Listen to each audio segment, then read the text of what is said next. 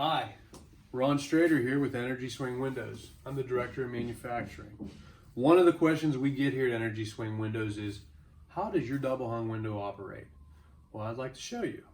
We have our showroom sample of our double hung window. You unlock the sash, slide our sash all the way up. We have our floating jam system on our double hung windows. This is a floating jam locking system. You push underneath of it, the latch drops down. Then you push the sash all the way to the bottom of the unit. There's another latch. Underneath of the latch, push in, the latch drops down, which holds back our floating jam system. Bring the sash to the center of the window and swing it open for cleaning. For your top sash, you're able to bring this sash down to the center of the window and it swings open to a 45-degree angle that you can get in here and clean your window.